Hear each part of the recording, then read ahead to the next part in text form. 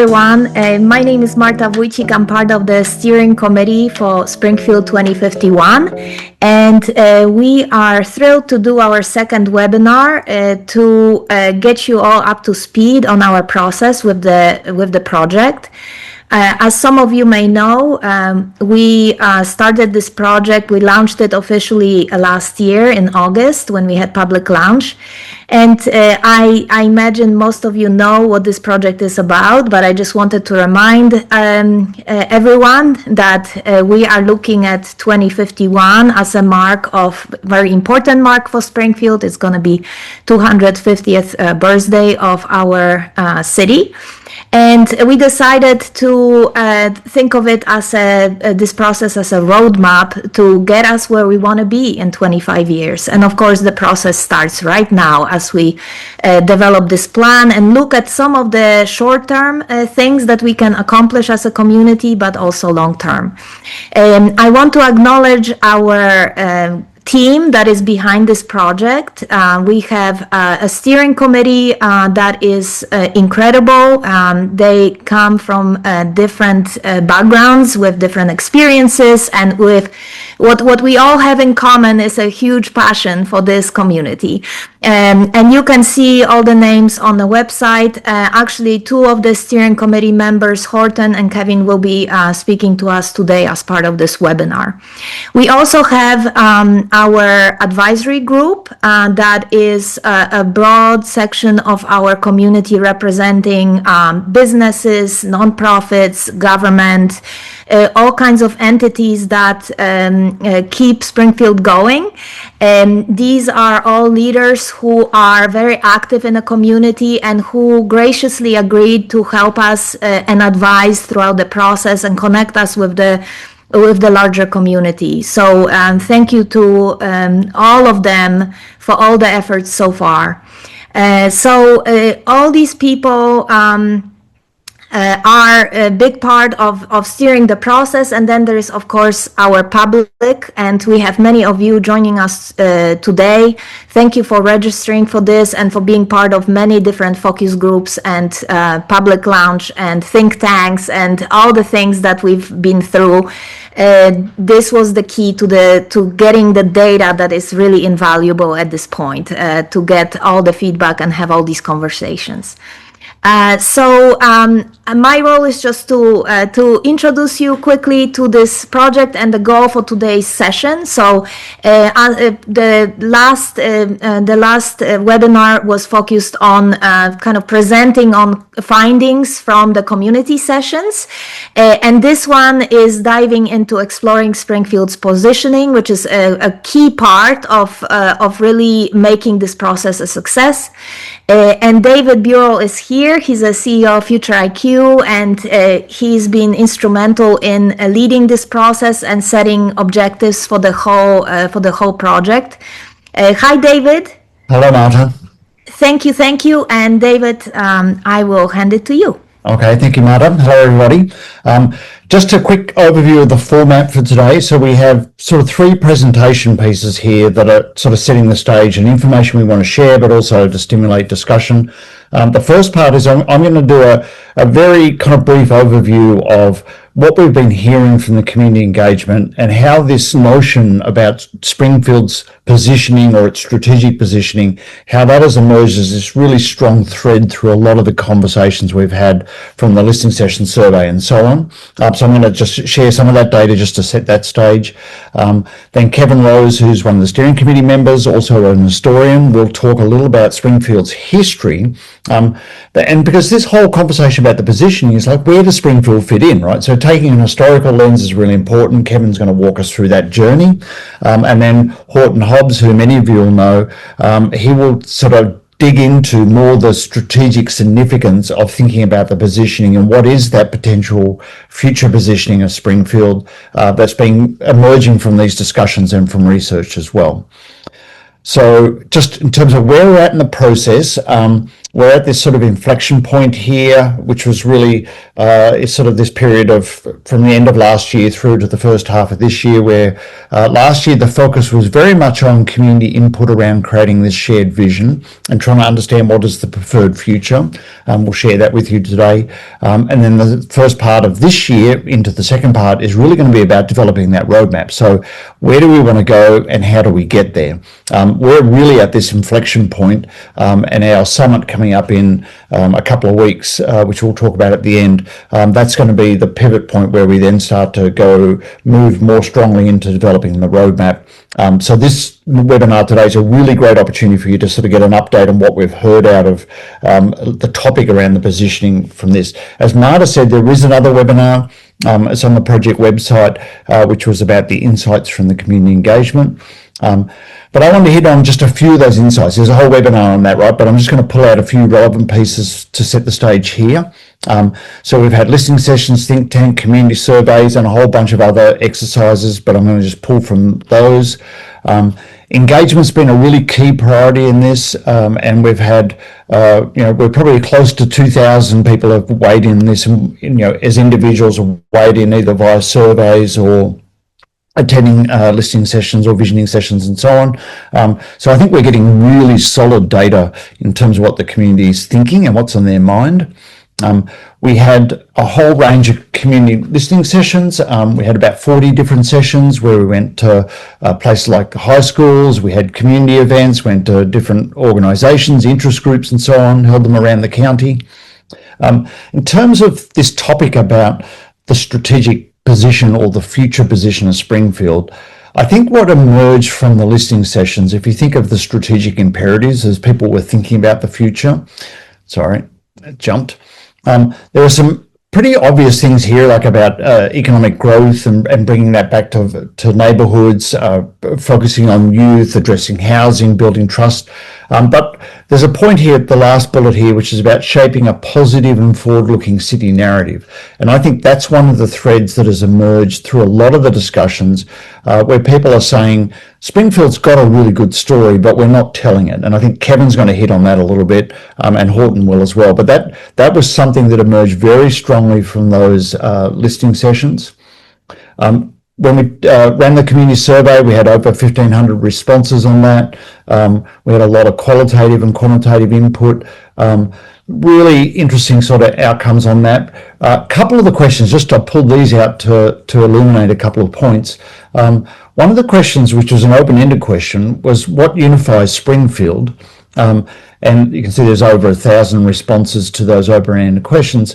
And the number one response was where people sort of phrased it around things like community pride and identity, this notion of the identity of the community, but then also the local events and festivals and the appeal for that, and this notion of a community that has shared challenges and resilience and so on. But this community identity component came up as a very high response in those open-ended questions.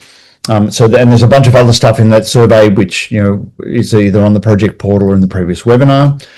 We held a think tank. We had about 100 people come together for 2 days, take a bit of a deep dive thinking about the future possibilities of Springfield. What came out of it was the whole process here to develop drivers and think about the big forces shaping the future. When we boiled it down and started to develop out these different possible versions for the future of Springfield, people saw the forks in the road, the big future splitting issues were around two things. One was around how the community would evolve in the future, like as it would it be a community that follows down a path of relying on established strengths and just sort of keeps doing more of the same? Or is it a community that sort of pivots and looks at it being a laboratory of learning and thinking a lot more about adaptation and innovation, flexibility, new ideas and so on? Not good or bad, right or wrong, just intended to be two different possible directions. So the community evolution was one. The other big future splitting theme, which is very relevant to the discussion today, was around the development trajectory. And this was the question, does Springfield get absorbed by regional growth? So somewhat we get sort of dragged along in the tailwinds or the drag on the coattails of some of the big centres around? Or does the community build its own unique strategic positioning and thinking about what is that proposition that Springfield offers, what's that brand and reputation? And that created these four big versions of the future, which are couple, the two endpoints of the axis come together to create that sort of landscape. You can find out more about that in the think tank report. But we asked people about, if you were to think about that scenario matrix as 100 different versions of the future, where's the least desired, the expected, and the preferred? And these were all the different groups that participated in that. Doing this exercise. The red circles here are where people saw the least desired future. Interestingly, this lower left-hand corner is the area of least change, right? So it's much more a status quo future. The green was where people thought Springfield was on track for, if we don't do anything different, where will we end up? And the blue was the preferred future. And what's really interesting, if you look at this data, if I just pull out that preferred future, you can see that the vast majority of people see that the preferred or desired future that they have for Springfield is in this upper right quadrant, which was called Set for the Future as the scenario name. But it's where we're thinking about building on the unique strategic positioning and creating this laboratory of learning as a community that's able to adapt more quickly and be more forward-looking. Really interesting data there in terms of the concentration and the appetite for change that represents. So I think the very high level sort of take out from that preferred future set for the future is that it occupies this upper right quadrant, as you saw.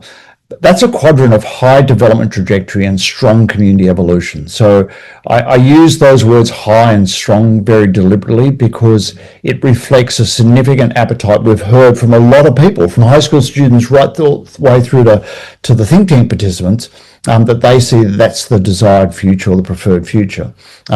In this preferred future, we're simultaneously advancing economic performance and strengthening community evolution. So a key to that future is working on both those dimensions at the same time. A big focus on reducing inequality structurally in the community, enhancing the reputation, so again to the strategic position or the position of Springfield, its narrative, and building this long-term resilience. So that's a little bit of a sort of set the stage.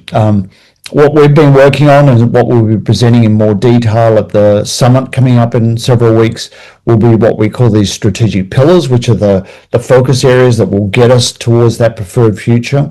And in this, so we're really talking about this future is about leveraging the unique strategic positioning that Springfield has. And that's going to be a central part of the roadmap development. So this whole thread about strategic position has come through the listening sessions, through all the discussions, the think tank, and it's now really emerged as a very central proposition in this notion of Springfield 2051. That's why we made it a focus of this webinar, because it has come up to be so fundamentally central to the narrative or to the idea about what the future of the community is. Right, so that's a little bit of context, right?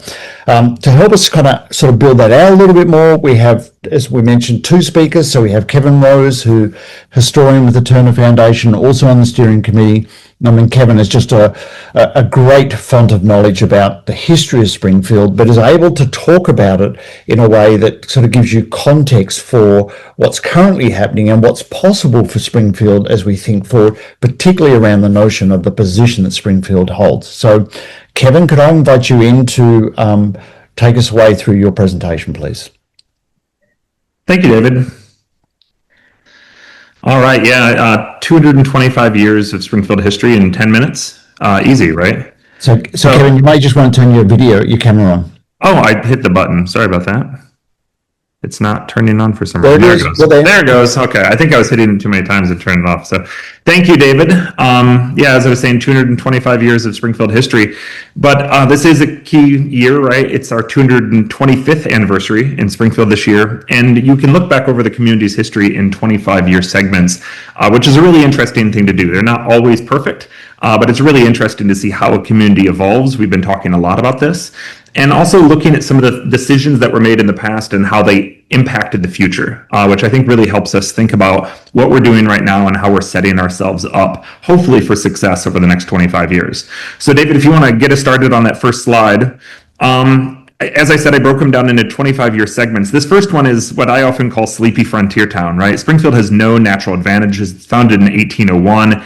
It's not on a large river. It's not on a large trading path. There's really no reason for it to succeed. It succeeds really through human ingenuity, people coming together that are really working to build a community. So this next era, 1826 to 1850, is where we really see growth in the community. I call it the era of transportation. It's the era of connectivity. In 1836, we see the arrival of the National Road. This is something that people are working on behind the scenes to make happen. This is the first interstate highway. And sometimes you also have dumb luck. Springfield was at the right spot at the right time as the federal government was disagreeing. I know that's a huge surprise to people. It's been happening across American history. And they were arguing of should states pay for it or should the federal government. They cut off funding and the road ended in Springfield. So it became the end of the first interstate highway, and we saw massive levels of growth in that period. Also in 1846, we saw the arrival of the first railroad in the state, and then 2 years later, the connecting railroad. And this is really important, something we don't talk much about in Springfield, that we really became this major hub between New York City and Cincinnati, with this connection, one of the nation's first large-scale railroad projects. And as I was saying a second ago, we saw the population growth grow quite rapidly from 1820, where it's around 500, to 1850, where it's closer to 5,000 or over 5,000. So a 10% growth over 30 years is pretty extraordinary. The population was doubling pretty much every census cycle. David, this next, if you want to move to the next one, 1851 to 1875 is really a period of industrial growth and specialization. But it's also an era of cooperation. I think there's a lot we can learn there, that idea of cooperation. In this era, we saw competing companies producing similar products decide to start working together as a community rather than competing.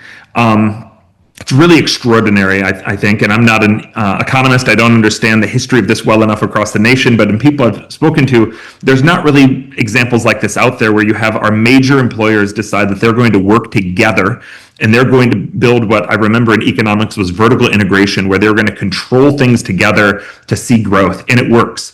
The Civil War is in the middle of this period, and coming out of that, America is transformed, but Springfield's transformed, and we're really poised to grow, and we do. And we become the leading city in the world in this period in the production of farm machinery, when farming is the number one occupation. I often use the term, because we like to find terms that resonate with people, but kind of the Silicon Valley of its day, right? Where inventors were coming here to create their products, to grow those. This is that key period in Springfield history.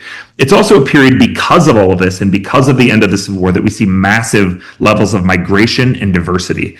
In our sessions, I think you maybe have heard David say before, a student said diversity is our superpower, or can be our superpower. I would argue that started in the 1850s to the 1870s when diversity became our superpower. By 1870, or at least by 1880, we have the largest per capita Black population in the North. We also have massive populations of Irish and German immigrants. And that is what makes Springfield succeed, right? We have these big industries, we have these big ideas, but without this workforce, it's not going to work. And it's the integration of these populations, and that's really kind of the defining feature of this key 25-year segment. So then the next period, 1876 to 1890, often we'll call it a heyday of Springfield. It's important to understand that not everyone is prospering equally, right? Especially a lot of those Black and immigrant populations are really struggling through this period, but Springfield as a whole is growing rapidly. We know this is the champion era, right? The champion city. We become one of the 100 largest cities in America in 1880 and 1890. I love to show this image because I will ask students where it's at, and you think it's Paris, right? This is downtown Springfield, Ohio. So Springfield really had grand aspirations. We built a city building that is world class. We're really clicking on all cylinders, but we're really still kind of specialized in one industry, and that will come to hurt us a little bit, although we'll start to specialize in that next period. So David, if you want to move on. This next 25-year segment is where we start to see some of this movement away from specialization as we start to see the growth of other industries in Springfield, which is really key. One of those is obviously the development of the greenhouses in Springfield, what we often call the Rose City era. Massive greenhouses selling potted roses. So we still have farm machinery. There's the growth of that. And then we start working in other areas. We start working and bringing in what today we would call healthcare, right? With what we call the home city, becoming the home for orphans and widows across the state of Ohio and the development of these types of things. Springfield's political capital grows greatly with a governor and the governor's office, and we're able to really kind of have Ohio decisions that are impacting Springfield and helping us greatly. But there's also a key thing that happens in this period, and it's the development of the trusts, right? These massive American corporations. And when these things start happening, Springfield starts losing control of the decision making. And when you start losing control of the decision making, the decisions are not always helpful for Springfield. This is also a period where we start to see growing mistrust based on our divisions. We see legalized segregation. We see these things take root in our community. We often today call them hate, right? That really starts to create this seed of division in the community that starts to break apart Springfield, including 3 race riots in this period that really start to hurt Springfield quite greatly. But there's still altogether pretty massive levels of civic pride by a lot of the key community leaders that kind of pull us through it. So David, the next one. The next era, 25 years, 1826 to 1850, we see that continued diversification of industry, right? This is Kroll Collier. We see the growth of the publishing houses in America, not just this one, but a number of other smaller ones. And we're really working in now 3 major industries, and we see continued levels of growth. By the end of the 1850s, where our population is really almost at a peak, and we also see the growth of a lot of new populations, including new Black Southerners that are trying to escape the Jim Crow policies of the South, as long as white Appalachian migrants. I work with one of those historically with the Hartman Rock Garden, right? People that are coming in looking for better opportunities and finding them at Kroll Collier and International Harvester and all the factories that are here. And of course, we have a massive world war at the end of this period, and we see a major housing boom coming out of that here in Springfield. But again, the continued loss of control. David, the next. So then 1851 to 1875, our population really peaks by about 1955 at about 83,000. And then we'll start going down by 1860, but it's still higher than it was in 1950. But that population will continue to decline for the next 50 years. So over the next 2 25-year segments. This is spurred by the closing of Kroll Collier, that factory on the previous page. And I think we're, as a community, seeing that when all those jobs, or many of those jobs, are employed by one major company, it can create turmoil, right, if that company leaves. But we also see then steady decline in other industries. It's not that Springfield just falls off a cliff the way that Pittsburgh or Detroit kind of does, but this steady decline, 200 jobs lost here, 50 jobs lost there. And we also see kind of legacy industry that's here in Springfield shifting into other modes of production. So we see a period of decline, but it's not massive decline. It's this slow, steady decline over that period that will then really pick up steam in the next cycle. So David, if you want to move to the next one. Perhaps this photo is unfair for those of you that have lived and spent a lot of your life in Springfield in the 1970s through 2000. But this is a period of decline in almost every imaginable sense in Springfield. We see the demolition of much of our built environment. This is actually that same building that I showed on the previous slide as it's being demolished. We demolish about 90% of our downtown, and we start to reimagine how a city might look and act. You might think I'm incredibly critical of that period. I'm actually pretty impressed by community leaders and how they're trying to pivot and find new ways of success. We ultimately don't really find those the way we want, but they tried, right? They were trying in really interesting ways. But part of it, we still continue to see this division between North and South, between have and have not, between white and black. We see kind of the breakdown of the structure of Springfield that I think leads us into further decline, right? And you see that in cities that are declining, and obviously continued job loss. But thankfully, we were able to retain some of our major employers in this period, like International Harvester, that decides to stay here instead of moving to Fort Wayne, Indiana. And then this is all to set us up to the most recent period. So David, if you want to move to my last slide, and this is really an era of renewal.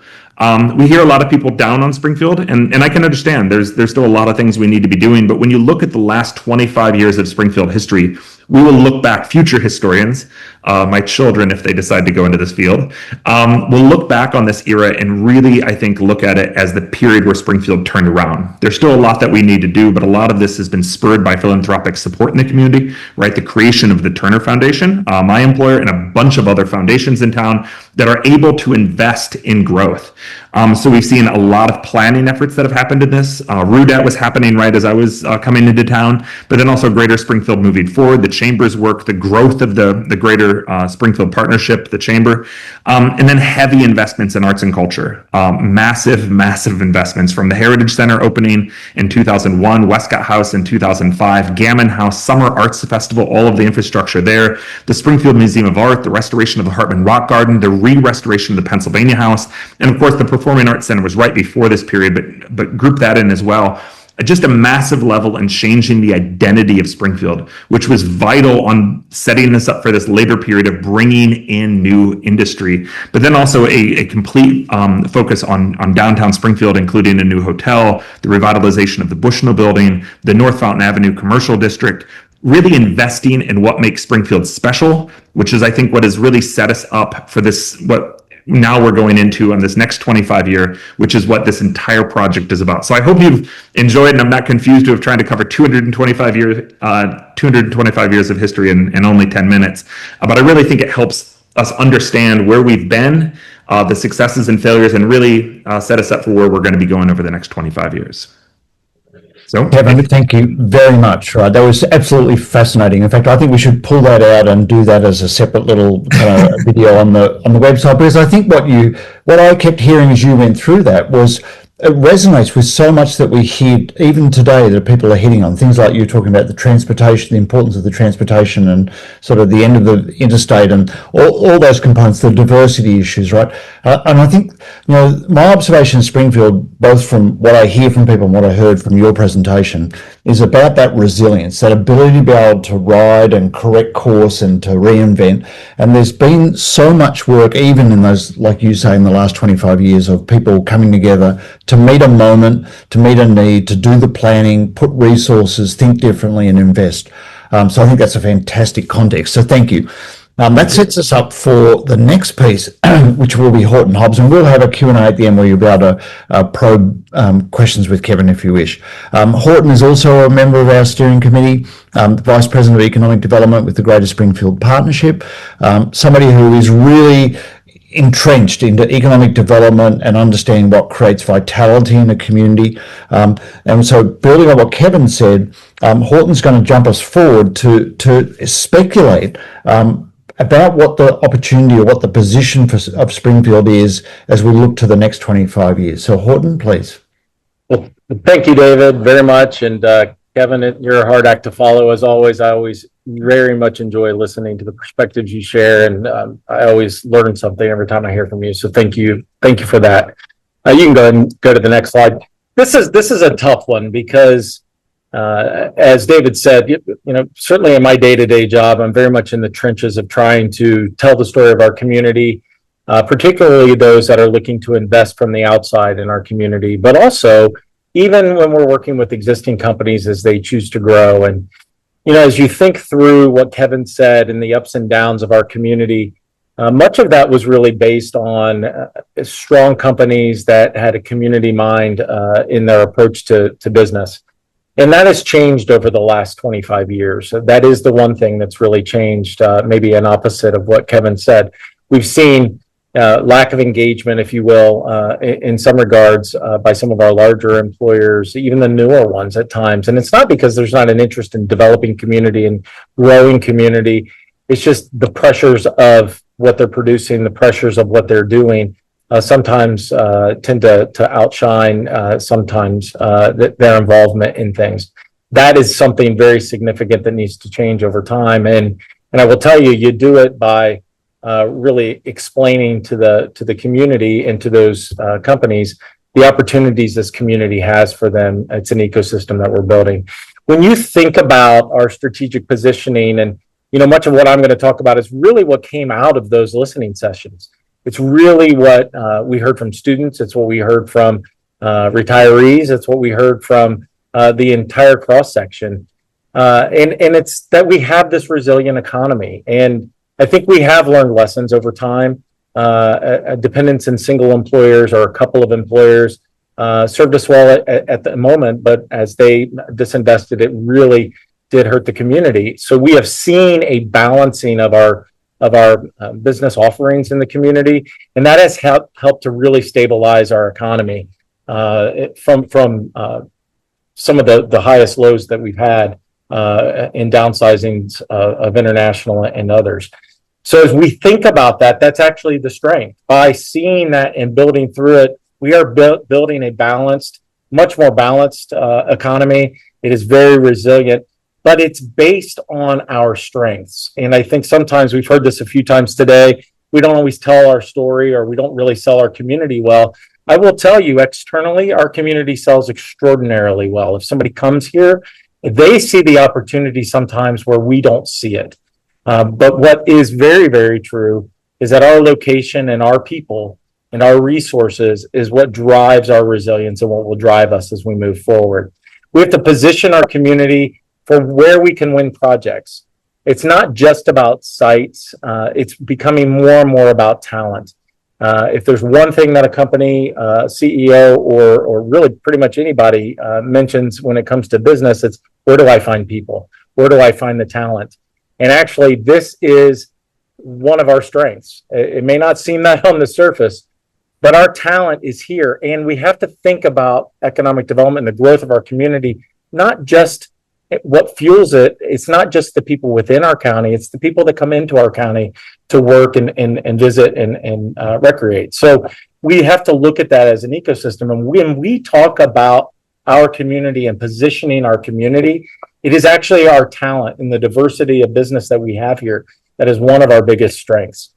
Because of our location, we're a great supply chain fit, not just for major manufacturers, but for larger manufacturers outside of our community as well. And our cost of living and quality of life create those operating advantages that really are going to be the competitive edge that we see moving forward. We have to really build on our future alignment based on not reinventing the wheel, but building off of the strengths that we have. Let's go to the next slide, please. And that biggest strength is our diverse industry base. I mentioned it before. It's not only a strength, but that stability sends a message, sends a signal to the outside world that we're maybe a small big town or a big small town, and we have the economy as such. So we have the highs and the lows. But because we've diversified, we don't see the highs and lows as our economy moves. Our economy is far more resilient. You saw it in COVID. You saw it during the pandemic, and I will project we'll see that in time. I hate putting specific companies on here, but I do that just as a frame of reference. Manufacturing has changed significantly. Advanced manufacturing continues to advance, and we talk a lot about automation and the implications that has on our industrial base. That will continue, but that advanced manufacturing, it's the DNA of our work ethic in this community. It's not something we'll get away from. It's something that we may diversify from more, but advanced manufacturing has to always be a part of the calculus as we move forward. Healthcare, not just in the primary care and the provision of healthcare, but also in the research capabilities, in the science capabilities that come with a growing healthcare system. This is an opportunity for us to leverage. I'll talk about that here in just a minute, but we have, Mercy Health is our largest healthcare provider. They're an anchor institution, and we need to leverage that partnership and relationship at levels we have not maybe as well in the past. And so there's tremendous stability in that sector in our community. Logistics and distribution, it's arguably our greatest strength. We can get to and through this community like no other. In fact, we have the largest 45-minute drive time and labor shed of any community in the state of Ohio. That is a fact. So we have access to more people within 45 minutes, and that's largely because of that logistics network we have, I-70, the rail systems, and that is a strength. That's why many of our distribution firms find Springfield home. It's easy to produce here because we have a solid workforce, but it's also extraordinarily accessible. We need to leverage that strength. And I don't know that we've always done the best job of really telling the story of our connectivity, not just to Dayton, but also to Columbus. And we need to own that more. And as we do that, that will provide more stability.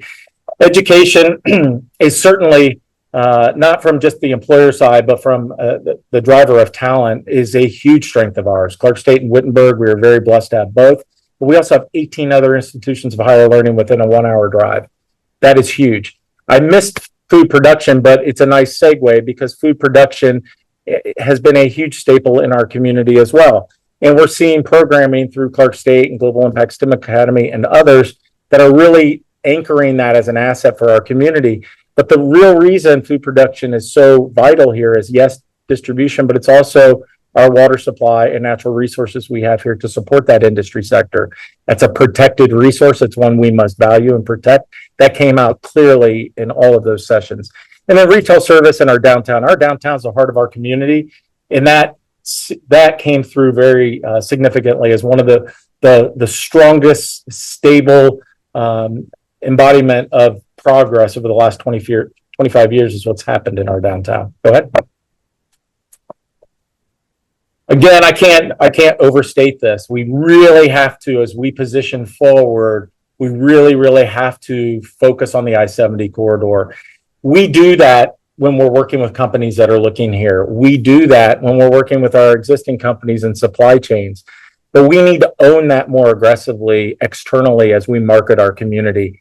It is an incredible strength, and it contributes not only from an economic side, but also from a quality of life side. You can live in this community and have easy access without the congestion to those major markets and still come home at night and enjoy a great life here.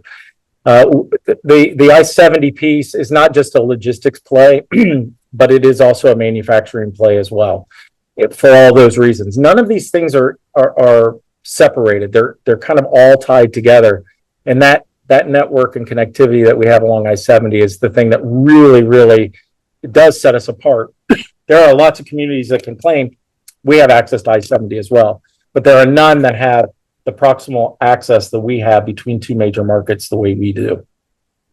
It's also something we use now as a way to really tell that story, but not just on the manufacturing and distribution side, but it's also access to workforce and talent.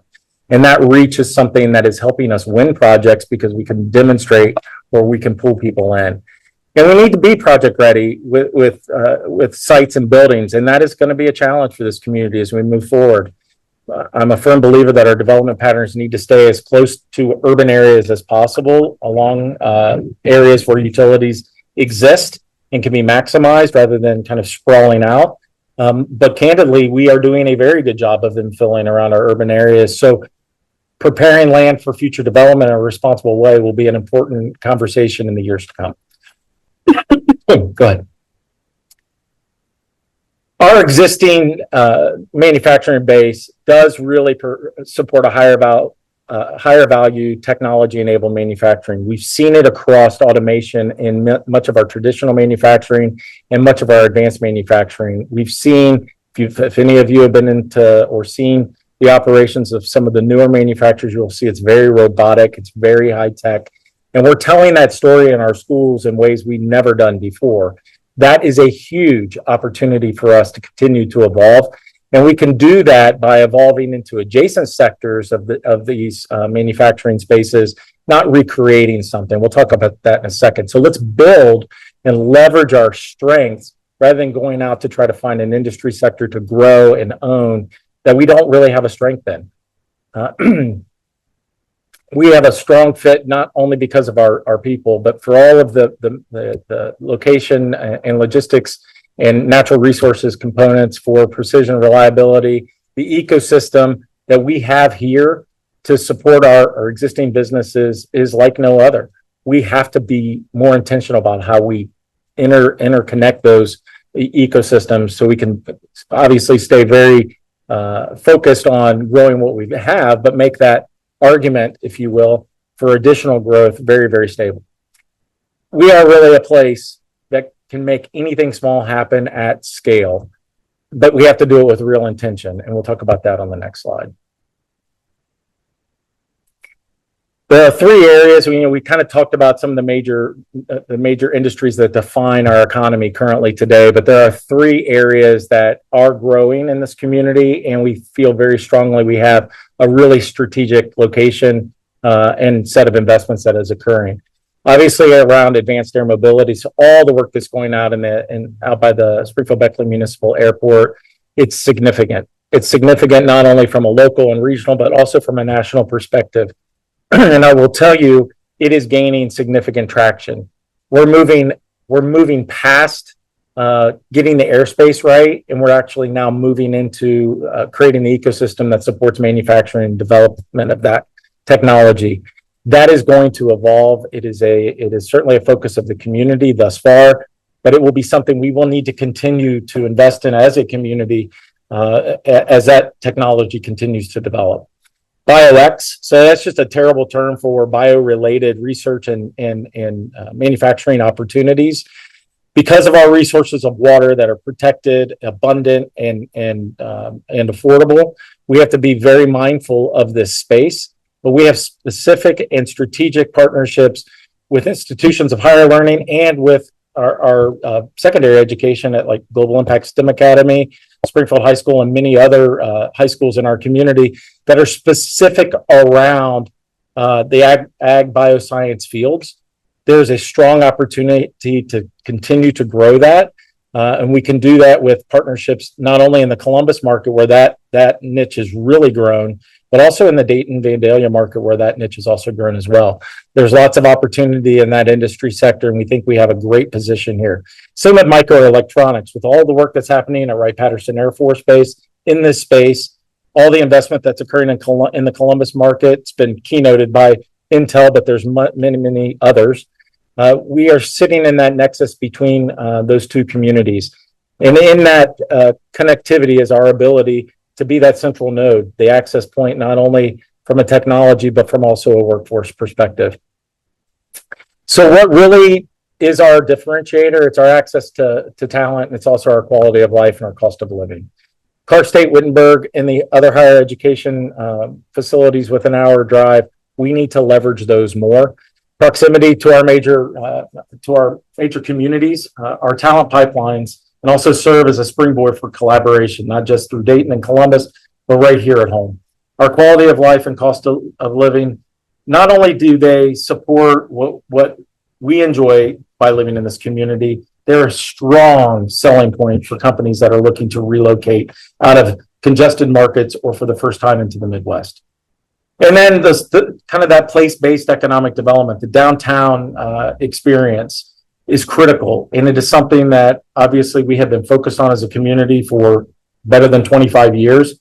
And we're starting to see that next evolution as we move forward. It is the heart of our community, and it needs to continue to be that strength and focal point that it is becoming. That was very, very, very clear in the feedback.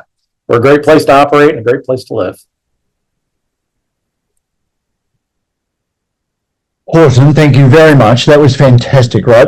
I think you pulled so many threads together there and put it into that framework, which sort of bridges between what we've been hearing from the community and what I think we're going to develop out a lot more in the roadmap in terms of really drilling into those strategic opportunities and the Springfield's positioning. We are going to stop the presentation here in a second, and we'll have a Q&A opportunity primarily to Kevin and Horton. Again, Horton, thank you very much for presenting that. Just a couple of things I'll show before I stop the presentation. Remember, we're at this juncture point, and what we're sharing is what we've been learning a lot from the process, but we are going to be obviously developing out the roadmap over the next 6 months. We do have a summit coming up on the 24th of March. You can register on the project website, springfield2051.com. That's going to be a more detailed deep dive into the strategic pillars and what's emerging as that sort of vision about leveraging the future. And you can find more details on that and register for that summit if you wish. With that, I'm going to stop sharing the presentation, and Marta, I'm going to invite you back in to help facilitate the Q&A on this. I know I can see there's been a number of comments in the chat, so no doubt there's some questions that people have. Thank you so much. And Horton and Kevin, if you could join us too, so we can have a bit of a conversation. So there is one question in Q&A: how Springfield deals with immigration, and that is clearly not primarily in local hands. How Springfield deals with immigration will represent another inflection point in the next few years. Comment on how that could impact Springfield 2051. Okay, David. I'll have a first crack at that, and then I think Kevin should, because I think there's an historic context to that as well. I just want to share what we've heard a lot from the community in the surveys and the listening sessions relative to the issue of immigration and diversity. And I think, obviously it's been a very sensitive issue in the community and has kind of created a lot of stress and tension in certain topics or certain areas. I will just share this, right? The overwhelming reaction we've had from young people at the high schools that we've gone and talked to, and I'm talking now hundreds and hundreds in multiple sessions, their view is a bit like what Kevin talked about in the historical context, that Springfield's ability to be able to absorb immigration and diversity and being able to turn that into a positive for the community. The young people are hopeful that that is part of the superpower for the future, that if Springfield can nail that and do the work to be able to be the kind of community that can be enriched and enhanced by that's going to position the community really strongly for the future. I don't think that takes away from the stress of change that comes with rapid shifts in populations, but this country is used to that, right? There's Springfield is one example, but there are many. But I do want to point to that I think people are really thinking very thoughtfully about that in the community data that we've seen. But Kevin, did you want to? It's obviously, when you look across history, communities need to absorb populations and new populations, and some do it better than others, and sometimes it takes longer for certain populations than it does with other populations, often based on how different they are from the kind of base population that's already there, right? That's pretty typical across the world. If you have people that are moving in that are quite different from other populations, it takes a longer period of time for them to acclimate and kind of fold into the population. We joke around in our house that a lot of the times you see people making certain comments about immigration. You look at their last names and you know that people are making very similar comments about them 50 years ago, right? Their ancestors, because you have that, right? It's just that kind of history of migration within communities. Springfield had periods where we were really good with absorbing new audiences. And I think part of that came from success, right? When a community is just clicking on all cylinders and there's a lot of jobs to go around, there's just everything seems to be pointing up, it's easy to bring new people into the community because there's not a scarcity mentality. When you really start to see problems in Springfield is when we start to see things going the other direction, right? And people are worried, they see new people as threats to their jobs. So I think one of the ways that we're going to solve that is with growth and the work that the chamber's doing and others are doing. As we see more growth, there's people, tend to be more welcoming. But also I think it's just taking time and absorbing that, and the community's been doing a really good job of focusing on education, and you're always going to have two sides to an issue, and making sure that other side is very vocal and welcoming of people is really important. Yeah, I think the only thing I would add is, and I agree with all of that, the country, not just Springfield, Ohio, for the last 7 to 10 years, and probably for the next 10 years, has a demographic problem, has a people problem. And we have more folks that are exiting the workforce daily through retirement. The boomers are bailing, and we don't have that population to replace it. And our country, if we're going to meet the demands of the future, we're going to have to find ways to grow our population for sure. The result of not doing that will be increased automation, and will be lowering of workforce, not demand, but supply. Mm-hmm. And so, the immigration to Springfield has been very important to the community's resilience over the last 5 years. And it has played a significant role in stabilizing our economy and a significant role in helping our employers kind of weather a storm of growth. I certainly do not want to speak to the federal initiatives, but all I can tell you for certain is that the immigration we've had has been meaningful. It's been impactful in a positive way to our business community. And, I think the way our community has responded in recent months has been very enlightening. And the businesses are really doing their part, I believe strongly, to create an ecosystem to provide these people an opportunity. And we need to continue to do that. It's the foundation of our community. It's how we grew. Kevin elaborated on that very clearly. Our greatest strength is our ability to grow. And so we've got to figure that out as a country. Mm. Thank you so much. And maybe Horton, back to you, because there is a question, again, to piggyback on it, from Amy. She says, while we have been happy to welcome immigrants into our city, we can't control how long they can stay. How can we diversify our workforce, encourage more local workforce? How do we encourage that? Yeah, that's great. Well, that's kind of a two-prong approach, right? We have immediate needs, and that is going to come from, getting folks that, 56% of our population drives out of our community every day for jobs somewhere else. So 32,000 people a day for various reasons decide to leave the community. 23,000 come in. So we have a delta of about 9,000 people. So if we can get 10% of those 9,000 people to just stay in the community, we meet a lot of the demand and needs of our existing economic base. But it also requires us to do things on kind of the supply side again. And so things like U-Science, which is an aptitude assessment that's now being delivered in every one of our high schools in Clark County, that's really important, because it's doing is it's demonstrating to individuals, to students, what their God-given abilities are and how their brains are wired, so that we can get them introduced to opportunities, local jobs here, where they might have the highest ability naturally to be successful. So there's no silver bullet to that. It's really about creating this ecosystem and building that supply in our community. It starts as early as 8th grade or even younger in some instances, where we're introducing kids to opportunities. I think one of the big disconnects we've seen over the last generation is just a devaluing of the kinds of jobs that exist in our community and across the country. And so there have been collective efforts by a lot of folks probably on this call, and certainly in our schools and in our team, that is very specifically driving home the opportunities that exist here and what it will take for you to enjoy those opportunities, whether that's a 2-year degree, a 4-year degree, or no degree at all.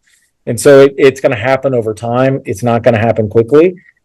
So while we're trying to catch up, we also need to, recruit folks to the community, and we also need to get more and more people to stay here locally for those opportunities that do exist. Horton, piggybacking off of that, one of the things that I've been really encouraged by is when we were working on some of the downtown housing projects, one of the developers brought in someone who was working on what is it called, psychodemographic analysis. And this was really looking at what people are looking for, right? Not just general trends, but like more of what they're looking for when they're looking for housing. And that firm that is not paid to tell us nice things, right? They're paid to be honest, said that Springfield, they're as excited about Springfield in the housing market as they are any other city in the country that they were working in. And the reason why is because we are losing so many people. And I'm speaking like this, it's to you, Horton, but I know you know this.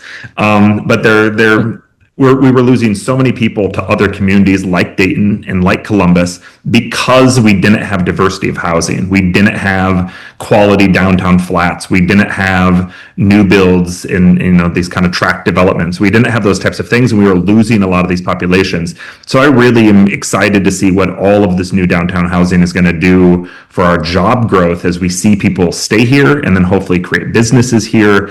It's key to have them here. Obviously, I applaud you guys in your work on taking people who are already here and trying to get them working here as well. And obviously, that's low-hanging fruit and an amazing task. But I'm really excited to see what happens with all this new housing and what it does for our future.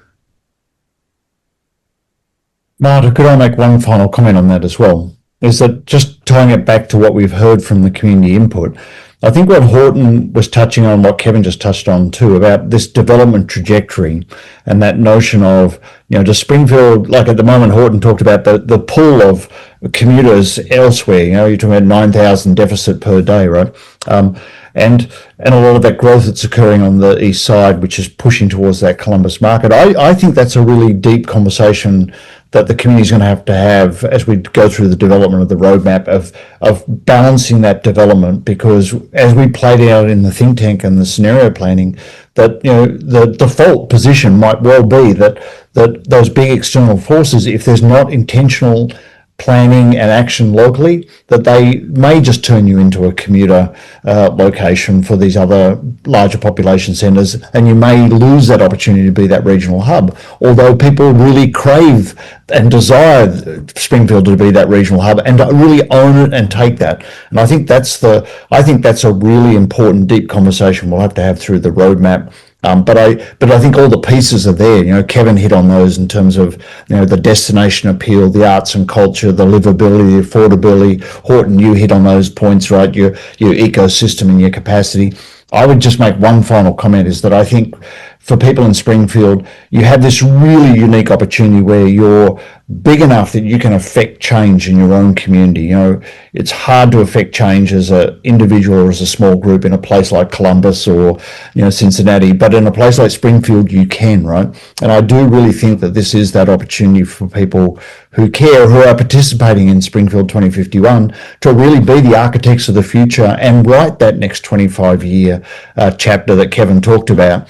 I think that's what we're laying the roadmap for, laying the groundwork for. So but I do think there are some really deep, important conversations that we have to work through. Things like, how do we absorb diversity? How do we handle immigration? How do we think about and guide development and growth and the reputation and the narrative about the community? But I think that's the work for us for the next 6 months.